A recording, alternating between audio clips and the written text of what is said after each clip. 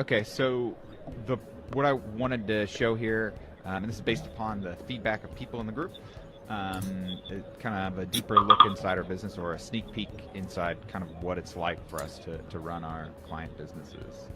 And I'm curious as to what Michael's answers and thoughts will be on some of these things, and where he will add it, because this outline was made by me. So we'll see. So we're going to talk about like the day-to-day, kind of like the prospect and client interactions, the team interactions, and kind of the future. Sure. We start at 8 o'clock. And we start with training. So we have like team trainings and stuff like that in the morning. And now for Cyberride's group, I have a web design side of the house as well. So I'll talk about that, even though it's not specific for, OSAE, because I do have that agency that does multiple things over there that I've had longer. So we have training when we first get in, and that's more sales training. And then at 9 o'clock, we have what's called a scrum, which is basically our developers get together. It's another type of meeting. So basically my first hour and a half of the day is team meetings. Just making sure I'm doing like one-on-ones or group trainings or something like that going on. And then from there, then I get into my sales appointments. So I have them pretty scheduled out that at 11, at 1 o'clock and 3 o'clock, I have sales appointments, and my calendar's booked pretty much every day. And then in between those or before then, I'm doing anything from reaching back out to clients or reaching back out to prospects.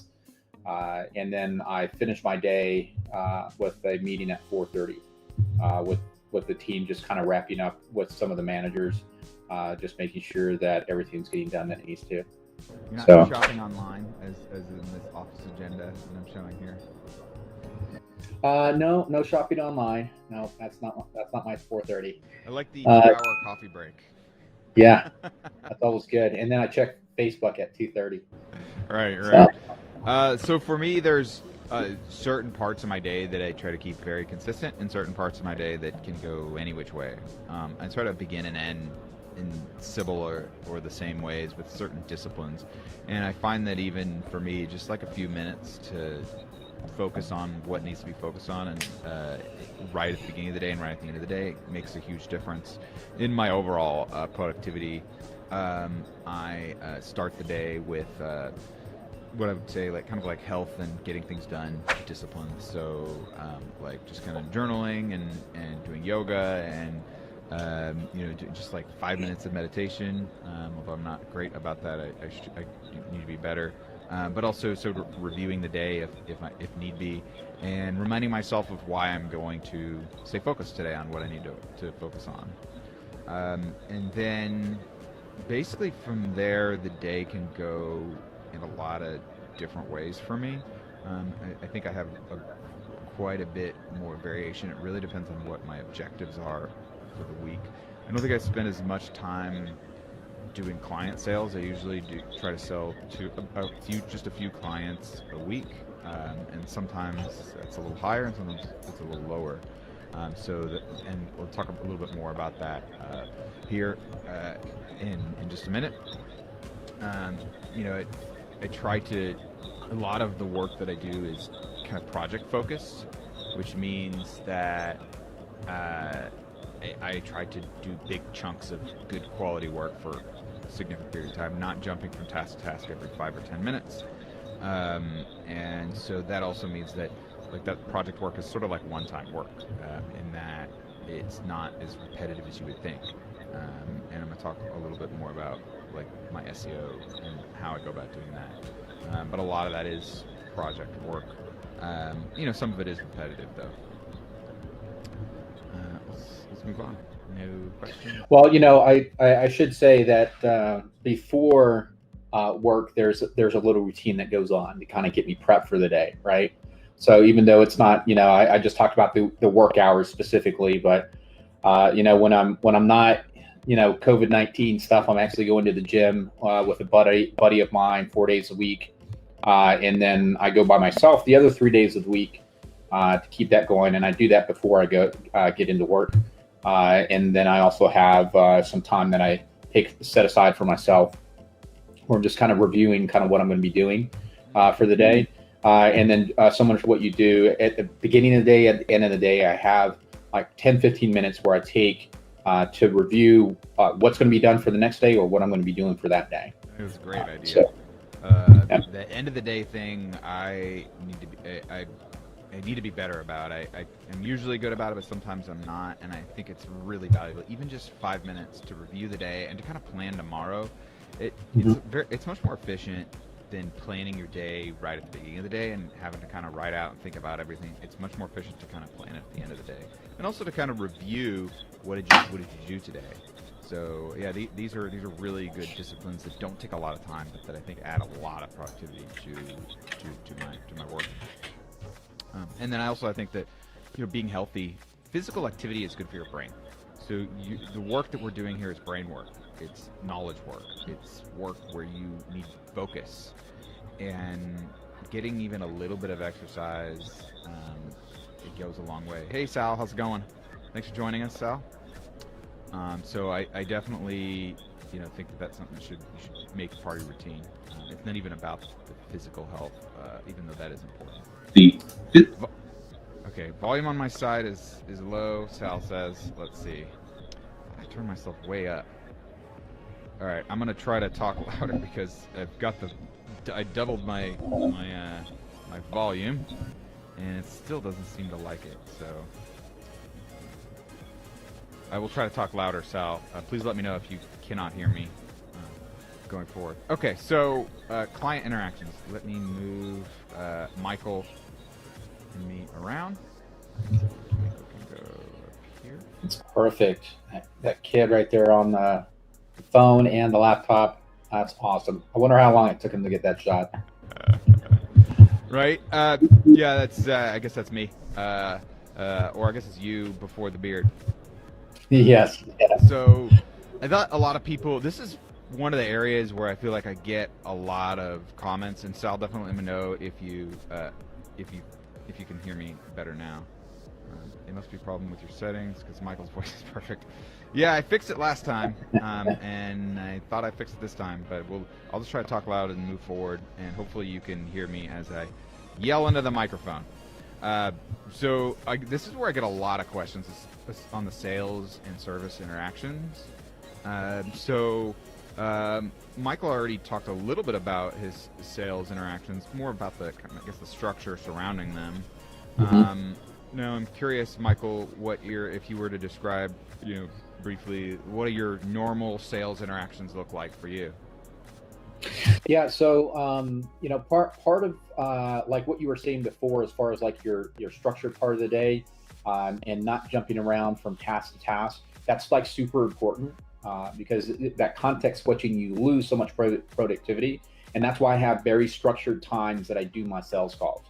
So it doesn't matter if it's an inbound call or an outbound call or whatever it is. If I'm networking somebody or referring somebody, I still schedule those times in those times that I have set aside for sales, right?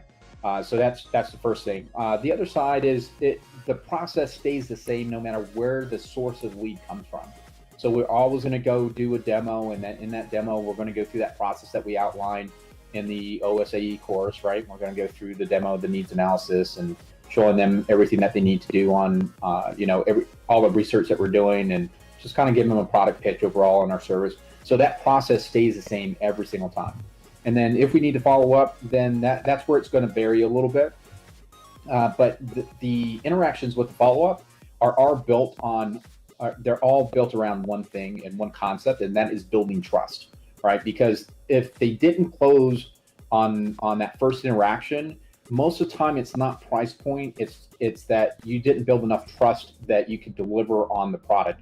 And I'm guilty of this all the time because I see my follow-up list and it's long, right? And so it's not like I'm perfect on this. My closing rate, it fluctuates between 20 and 30% on the month, right? So, and this is all for outbound sales. I do have some inbound sales that come in, but just strictly on the outbound sales, it's about 20 to 30% on my close rate. So I try and be very specific and very methodical on what I'm doing every single day. Okay. Yeah, so I do a lot more inbound. I haven't done as much outbound, although I've been getting back in it over the last 6 months or so.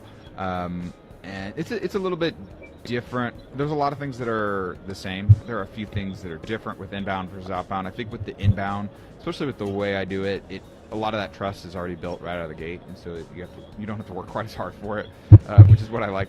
I like to not have to work as hard for it. But to me, I think one of the things that has helped me a lot right from the beginning is just kind of having a helping attitude. Now, this doesn't mean you do everything for somebody. This doesn't mean that you have to do everything that they ask. This doesn't mean you have to give up all your secrets. It just means that you actually are there to try to help. And if you don't think you can help them, then you don't try to help them just to make money. And there's some benefits to this, for me at least, where it makes me able to sell harder when I do think I can help them, as opposed to trying to sell to everybody, even if they're like a dog walker who really can't make money from my services. It's just not worth it to them. So I also do a lot of sales videos. That's my primary sales tool, other than, I guess, the phone. Typically, I'll have one big, deep conversation where I'll ask them a lot of questions about the business, try to understand their business. It's a phone call, and then I'll also give a little bit of value, and then I'll send them a sales video, which I call a research and analysis and recommendations, so that I can kind of, and then it kind of in the last third of the video is usually like, okay, this is what it costs to work for me to do this for you. That is a lot of my sales interaction. Try to keep it to a minimum, but not so low that you gotta make sales. All businesses have to make sales. Okay, so from a service standpoint, I do monthly reporting, and even that is really frequent. I think there's going to be a lot of noise in even monthly reporting. Hi, Mohammed, and hi, Cruz. Thanks for joining us. So I do monthly reporting, but if they call me or email me, I do try to answer. But I try to set the stage and set the expectation that, especially beyond the first month or two, I'm not generally going to be like communicating with them.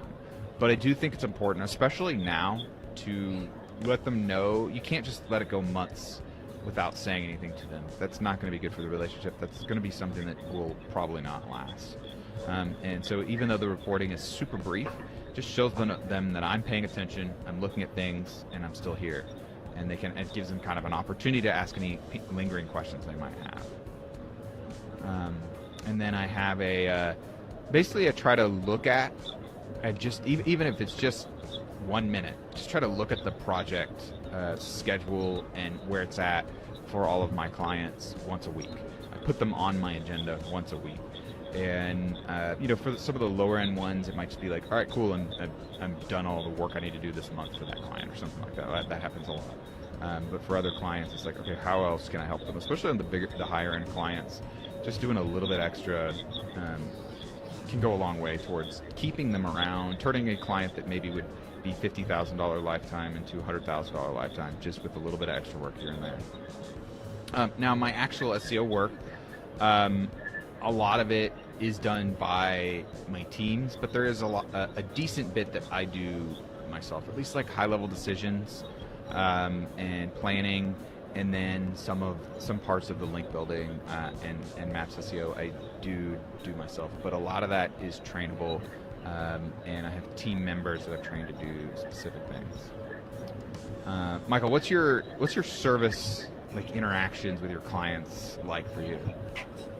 Yeah, I think there's a couple things that I do, I think, really differently than a lot of digital marketing companies in general. And I do this specifically to increase the lifetime value of the client, right? And they seem like small interactions on some of the stuff that I do, but I think it really goes a long way. So one of the things is I have a very well documented onboarding process.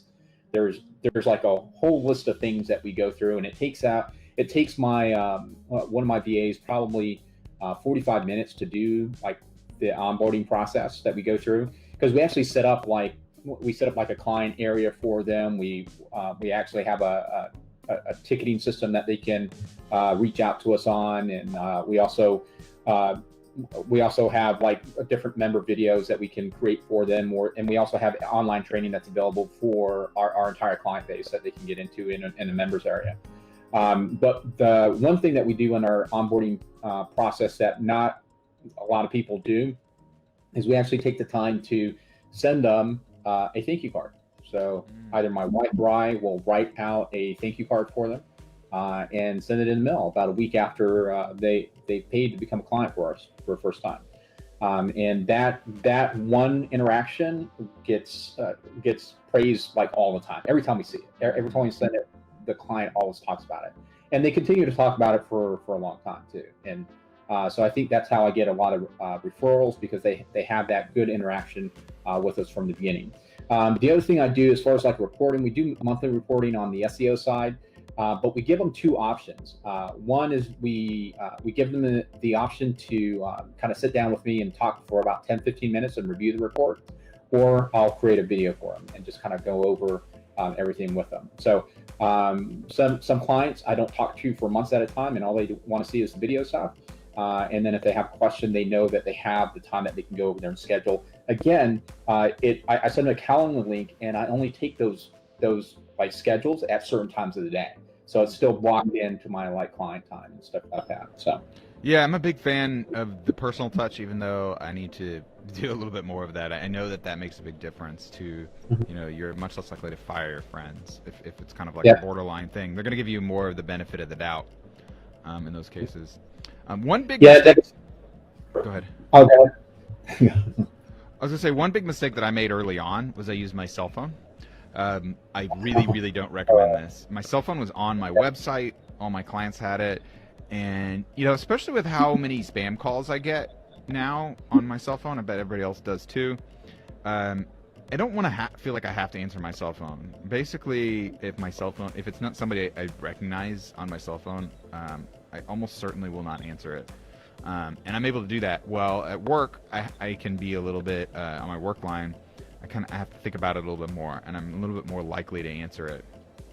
And I do get less spam calls on my work phone. So, but I also, I had a potential client ask me, it's like 6 months ago, hey, what's your cell phone number? I'm like, sorry, I don't give that out. Sorry, like when I'm with my family, that's my family time, and that's not when I want you to be calling me. There's nothing urgent about SEO the vast majority of the time. If your website goes down, you call your host, or that's pretty much it, right? Like I can help you, but it's not. This is not an overnight process. It's not an urgent type of service. So, okay, let's move on. The only thing I was going to add to that is so like if you have a phone number for your website, right, and then if you give out the cell phone, it becomes something that it makes them feel special, especially if like I don't really generally give that out, right? And you can decide, depending on the relationship you have with the client, whether or not you're going to give them out the cell phone or not. I don't on my website. I have an 800 number, and then we also give out like a local area code number when somebody is a client that they can actually reach us at as well. So I haven't given out my cell phone to clients in years. It's good. I would highly recommend you do not do that.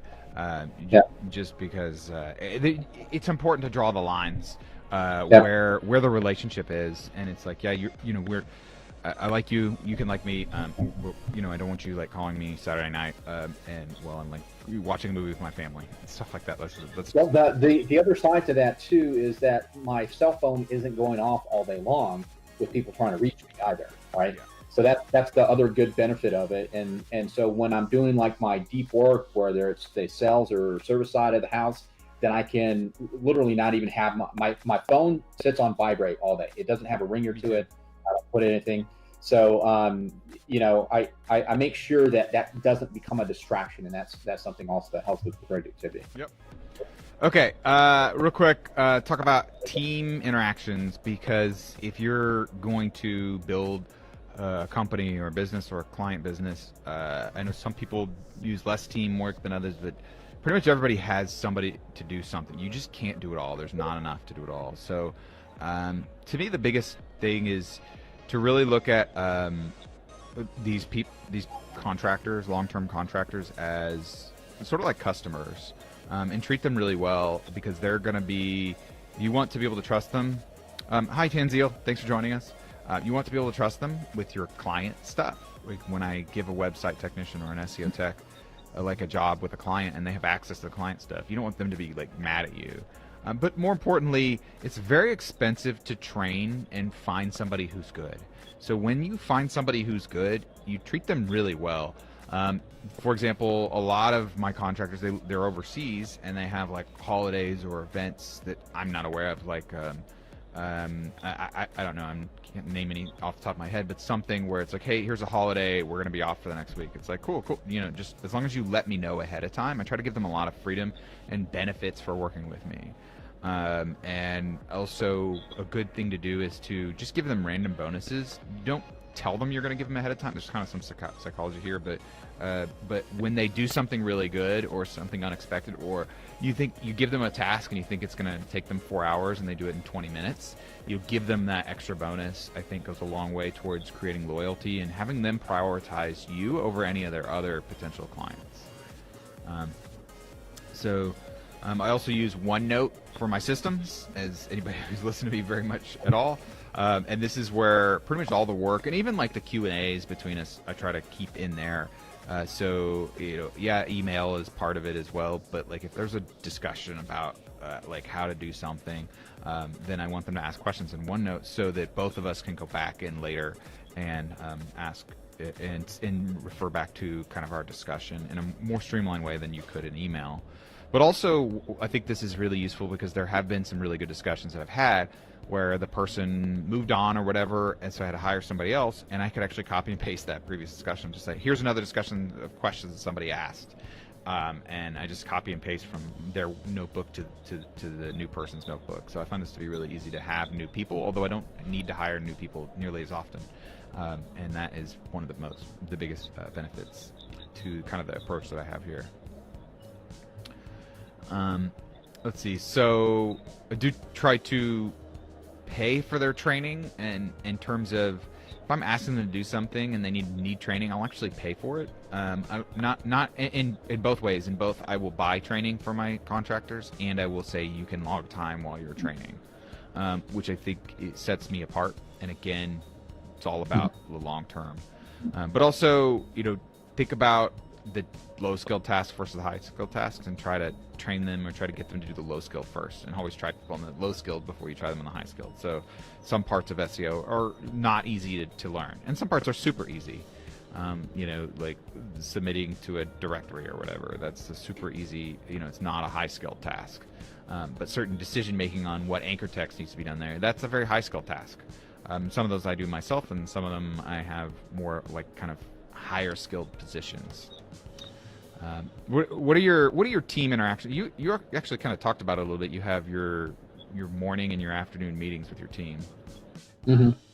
Yeah. So you know, one of the and I'll talk specifically about SEO here for a second. But like the SEO side of the house, like I have so many things that are documented because I've been doing this for such a long time. It's ridiculous. Like if there's any type of link building strategy, chances are I have some type of documentation somewhere on it. And if it just needs to be updated or reviewed, I do that. So a couple things that I do is like on the documentation is like I make it crystal clear that I want people to follow it, but I also tell them, hey, look, if you've been working with me for a while and you find a better way to do this, just run it by me, and chances are I'm going to tell you yes, right? So unless I've done this before and I know it doesn't work, then that's pretty much the only time that you know I'm not going to be looking at doing it. But the low skill tasks, if you have them well documented, that means you can get really cheap labor. Yeah. Right. So taking the time to really document the process that you want done for low skill tasks, and then with the high skill tasks, these things are going to have like more training involved and more outlines, and not like step by step on what you need to do. Right. So the high skill tasks, you're paying a little bit more, but you want to have kind of a general outline at least of what you're doing, so they can go through there and do it. And the thing is, like, the whole point of all this documentation is that you have like a McDonald's hamburger thing going on. You know exactly what you're going to get on the other side. So you have, even if you have like a very low skilled worker on one side, if they're following the process documentation on it, you're still going to get the result that you want on the other side. Yeah, that documentation is super critical for your team doing what you want them to do. We've been actually migrating everything over to our master documentation over to OneNote, because it's David, you sold me on it. Yeah. So. Oh, you did, yeah.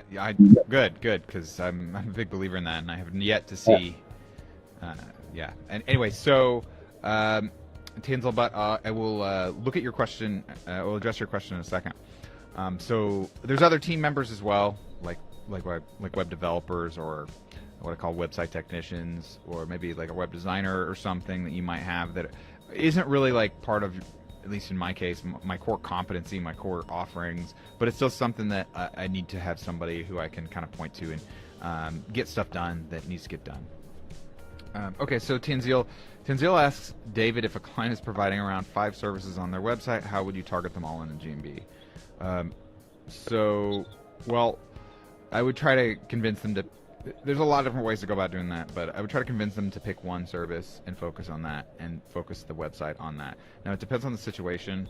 Some clients are like, I want it all, and then you have to make it clear that, hey, if you want it all, then you're going to have to pay a lot more with other things. If you want to target 5 different services on your website, that's going to require a lot more off-page SEO, a lot more SEO in general, just because you're more of a generalist. How about you pick one service, you make that the focus of your marketing, and then if it's a related service, let's say it's a roofing company, but they also do siding, well, you try to upsell them on siding once you get them in your funnel. Right, the website is more of like a sales tool, and you try to maximize the return.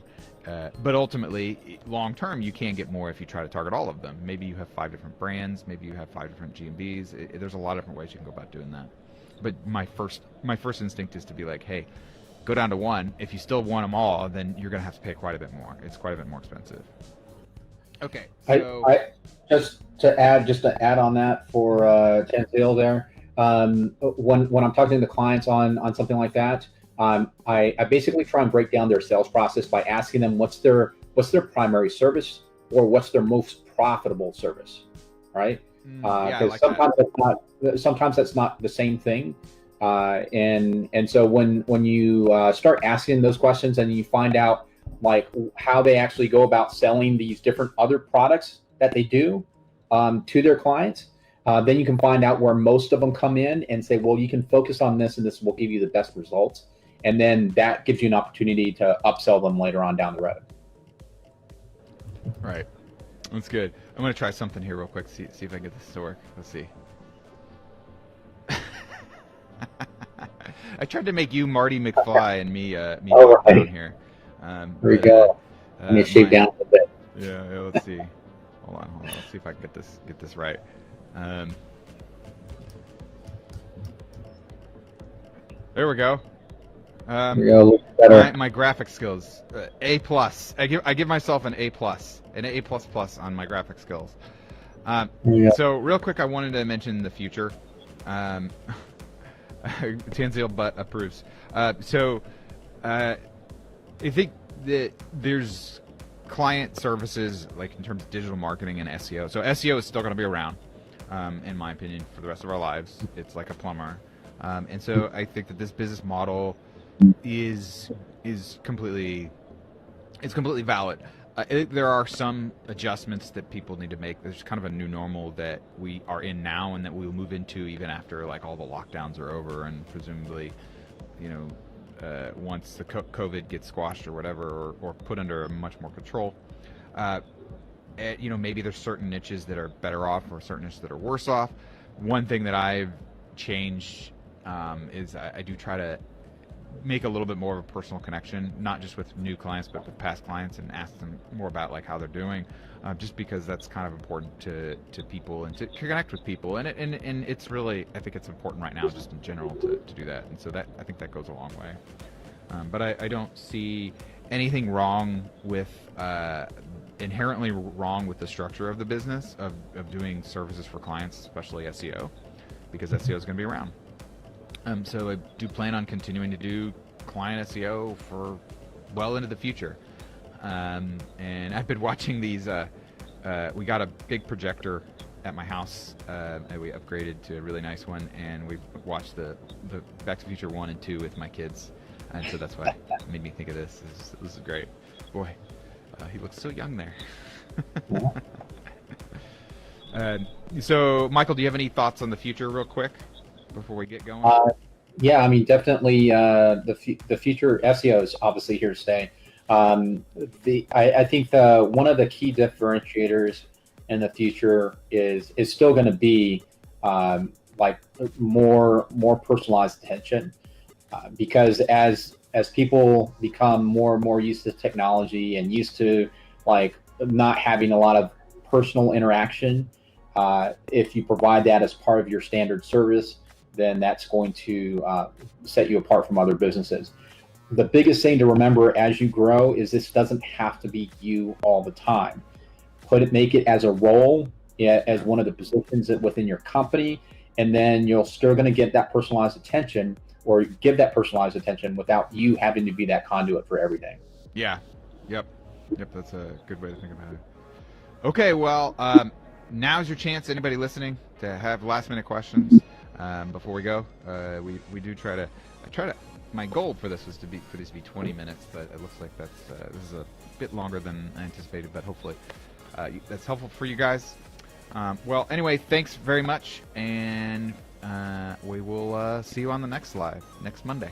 Thanks. Have a great day, guys. Bye. Bye.